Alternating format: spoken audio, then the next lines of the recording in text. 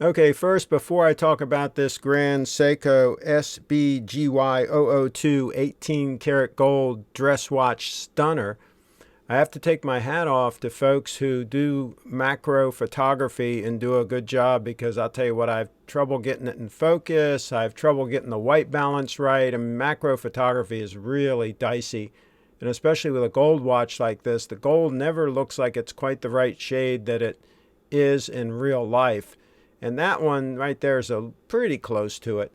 But anyway, I hope you get the idea of what this watch is like. And the other thing I will say is, in person, it really looks stunning. It really looks stunning on wrist, much better than it does in these video clips, much better than it looks in still photos. You really have to see this puppy on wrist in person to see how great it is. It is 38.5 mils. Look at that sun catching that gold. It is 38.5 mils. And it's about 10.2, I've heard the number of 10.2 mils thick. I've also heard 10.5 mils thick, so somewhere in that range. And it just sits on the wrist very nicely. The way it's rounded, the way the sides of the case are rounded underneath, and you'll see in this side shot coming up that it's brushed on the side, and then it has that like rounded area going underneath. And it just makes it really comfortable when you pivot your wrist. It just makes it really comfortable on wrist, no matter where you have it sitting on your wrist, how far up, or if you have it sitting on the bone, or where you have it sitting. And by the way, that clasp works great too. It's definitely going to put less wear and tear on the strap when you're taking the watch on and off using that deployant clasp. It's really going to save the strap from all that flexing that you would with a normal buckle. And there's a nice signed crown, and again, you can see that brushing next to it. I like a case that has a combination of brushing and high polished.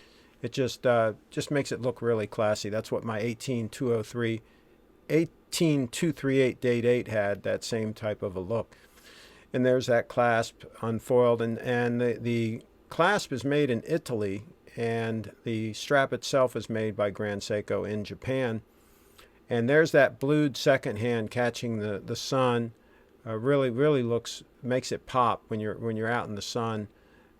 Definitely very elegant watch. I can see where this could be distracting. People say with a lot of Grand Seikos, when they're driving their car, they get distracted. When the sun comes in the side window and catches that beautiful Zaratsu polishing, and it can be distracting. So you got to be careful if you're driving down the road, right?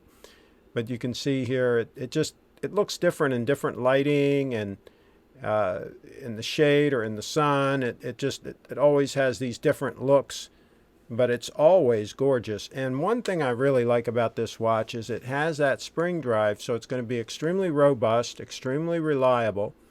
It is manual wind.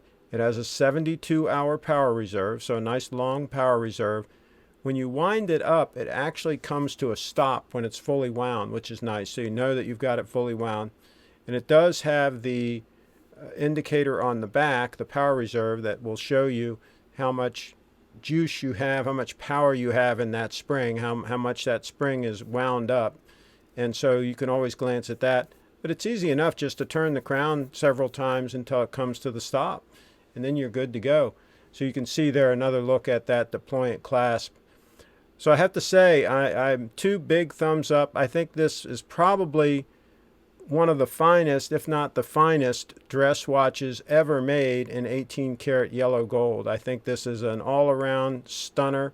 So if you want a dress watch that just takes everything to a higher level than typical dress watch brands, here you go. Check out the 002 Stunner from Grand Seiko. And a quick shout out to Steve from Little Treasury Jewelers for helping get this piece. They're not easy to find.